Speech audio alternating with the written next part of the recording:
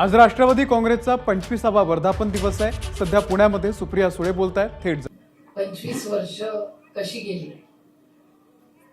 आणि आज एक आनंदाने सगळेच कार्यकर्ते, काल आमची वर्किंग कमिटीची मीटिंग होती, त्याच्यात सविस्तर पुढची 25 आणि 50 वर्ष या राज्याची आणि देशाची सेवा करण्यासाठी काय धोरण असावं याची सविस्तर चर्चा झाली।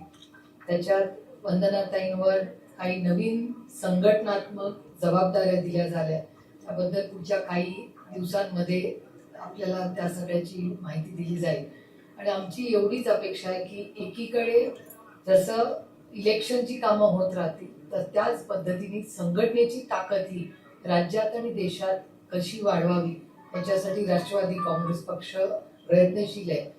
पक्षामध्ये प्रशांत दादा म्हणले तसं वर्षापूर्वी अनेक काही घटना झाल्या, पण त्याच्यावर मात करून ज्या पद्धतीने कार्यकर्ता आणि मित्रपक्ष आणि महाराष्ट्राच्या आणि देशाच्या मायबाप जनतेने जी आम्हाला साथ दिली त्याबद्दल मी मनापासून त्यांचे आभार मानते, त्यांच्यासमोर नतमस्तक होते।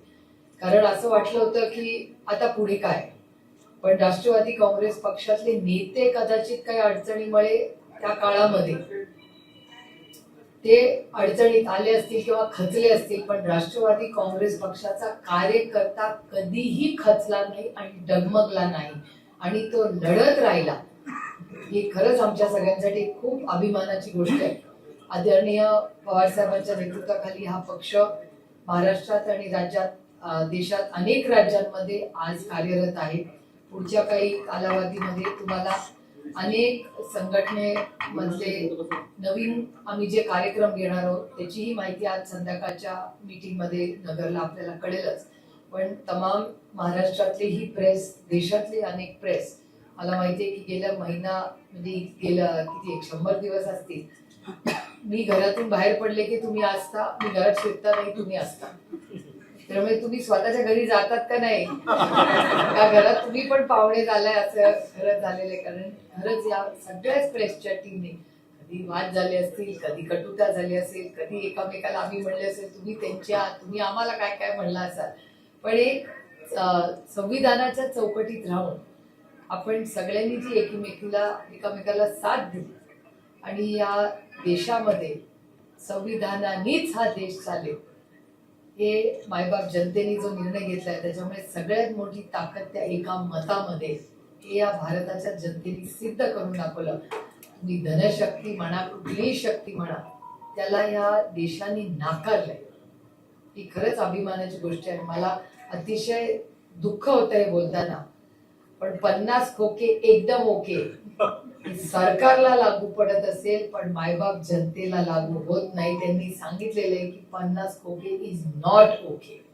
त्यामुळे ते थोडेसे लोक काही कदाचित या खोक्यांमध्ये अडकले गेले असतील, पण या देशातली जनता ही स्वाभिमानी जनता आहे ही पुन्हा एकदा ह्या सगळ्या इलेक्शनच्या प्रक्रियेमध्ये दाखवून दिलंय। आज रवींद्र दंगेकर जी आले, मी त्यांचेही स्वागत करते, आभार मानते। त्यांनी सगळ्याच मतदार म्हणजे शिरूरला आणि बारामतीलाही खूप त्यांची मदत आम्हाला सगळ्यांना झाली।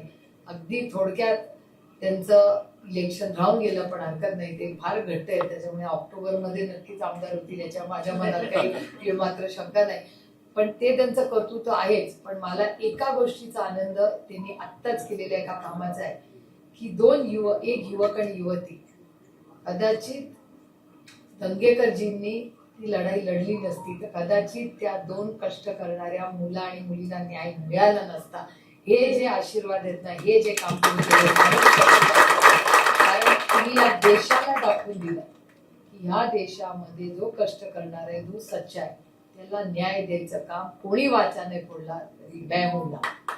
त्यामुळे खरंच ज्या पद्धतीने त्या पोर्सच्या केसमध्ये तुम्ही ज्या पद्धतीने लढला आणि प्रशासनाचा जो खरा चेहरा आहे, आणि पुण्यामध्ये मग ड्रग्ज असेल, जे आता पुण्यामध्ये जे पाणीवर कोयता गँग, आजच सकाळी मी तुमच्याच चॅनलवर पाहिलं की मला वाटतं हडपसरला का कुठे गाड्या फोडण्यात आल्या। म्हणजे प्रशासन नक्की महाराष्ट्रात आणि पुण्यामध्ये काय चाललंय मला विचाराल तर पुण्यामध्ये प्रशासनच नाही, कारण ड्रग्ज आपला ससूनची होणारी सातत्याने बदनामी, ही पोर्सची केस असेल, आता सगळे काल एक दिवस काय पाऊस पुण्यात पडलाय तर सगळीकडे म्हणजे माझ्या लोकसभा मतदारसंघात सिंहगड रोडला 2 वेळा वंदनाताई पाणी तुंबले. गेल्या 8 दिवसाची गोष्ट झाली. त्यामुळे पुण्यामध्ये ही परिस्थिती अतिशय गंभीर आहे. मला दुःख एका गोष्टीचं होतं की शिक्षणाचं सुसंस्कृत असणारं माहेरघर म्हणून देशातून लोक मुलं तुमच्या आणि माझ्या पुण्यात शिकायला पाठवतात आणि तिथे अशा ज्या घटना होत्या त्याच्यात तुमच्या आणि माझ्या पुण्याचं नाव खराब होत आहे आणि ह्याच्यासाठी जबाबदार कोण आहे? अर्थातच प्रशासन आणि हे ट्रिपल इंजिनचं पोक्याचं सरकार आहे. त्यामुळे पुण्यासाठी मी प्रशांत दादा, अंकुश अण्णा, रवींद्रजी, वंदनाताई आणि तुम्हाला सगळ्यांना विनंती करीन की तुम्ही एक फोरम करा की पुण्यासाठी आपण राजकीय सगळं बाजूला ठेवून आपण सगळ्यांनी काही लोक जे एक्सपर्ट्स आहेत त्यांची मदत घ्या. पण पुण्याची आन बान आणि शान या सरकारच्या नाकर्तेपणामुळे जी गेली आहे ती आपण नैतिक जबाबदारी घेऊन खरंच आजपासून कामाला लागूया. मग तुंबडं असेल, जे होणारी आज हत्या असतील किंवा हे ज्या गाड्या फोडल्या जातात म्हणजे ही आता रोजचीच बातमी झाली. जो उठतोय तो कुणाच्याही गाड्या फोडतोय आणि आपल्याला कळतही नाही. ते माझ्या मतदारसंघात तर दर 15 दिवसांनी वंदनाताई असो. कोण आहे हा एलिमेंट जो पुण्यात वाटतो? त्यामुळे याच्या विरोधात पूर्ण ताकदीने महाविकास आघाडीने वेळ पडली तर रस्त्यावर उतरलं पाहिजे. पण मला विचाराल तर प्रशांतदादा सारखे फार खुश आहेत आज की 8 खासदार आले. पण मला सांगू ज्या दिवसापासून रिझल्ट लागलाय तेव्हापासून मी तर शांतच झाले. कारण का? जबाबदारी वाढली.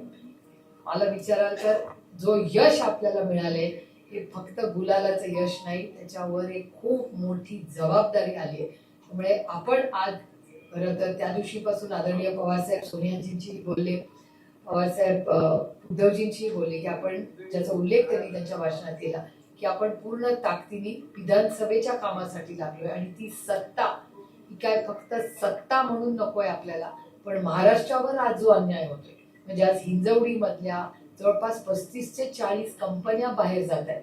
त्याची मीटिंग आपलं जे मराठा चेंबर ऑफ कॉमर्स आहे त्याच्यात अनेक वर्ष वंदनाताईंनी खूप मोठं कॉन्ट्रीब्युशन केलंय. त्यांनीच आदरणीय पवार साहेबांना पण विनंती केली की मराठा चेंबर ऑफ कॉमर्सला बोलवून पवार साहेबांनी पुढाकार घेऊन पुण्यामधल्या ज्या इन्व्हेस्टमेंट्स बाहेर जातात त्याची पुढच्या 8 दिवसात तातडीने मीटिंग लावून जेवढ्यांना थांबवू शकू तो थांबवण्याचाही प्रयत्न आपण सगळ्यांनी मिळून केला पाहिजे. या नोकऱ्या आपल्या मुलांच्या. राजीव गांधी इन्फोटेक पार्कची स्थापना आदरणीय पवार साहेबांनी किती 25-30 वर्षापूर्वी केली असेल आणि आज 6 लाख लोक तिथे काम करतात आणि तिथल्या नोकऱ्या जर बाहेर जात असतील तर मला वाटतं प्रशासनाकडून माझ्या तर काहीच अपेक्षा नाही. त्यामुळे आपल्यालाच आता नागरिक म्हणून, लोकप्रतिनिधी म्हणून कामाला लागायला लागेल. पण तुम्ही ज्या ताकदीने सगळे या संघर्षाच्या काळात लढला आणि गंगेकरजींनी जे गेल्या रिझल्ट लागल्यानंतरही किंवा मतदान झाल्यानंतरही ज्या पद्धतीने त्यांनी काम केलं हे खरंच कौतुकास्पद आहे. तुम्ही आज आवर्जून इथे उपस्थित राहिला, तुमच्याही शुभेच्छा. 5 वर्ष तुम्ही आमच्यावर नाही याचं आम्हाला सातत्याने वाईट वाटेल, पण तुम्ही त्याची सगळी इथे भरून काढाल पुण्यामध्ये एवढी आपल्याला मनापासून शुभेच्छा देते. मंत्रीपद मिळाले पुण्याला त्याचा आम्हाला आनंद आहे, पण त्याचा उपयोग कॉन्ट्रॅक्टरला न होता पुणेकरांना व्हावा एवढीच अपेक्षा. एबीपी माझा, उघडा डोळे बघा नीट.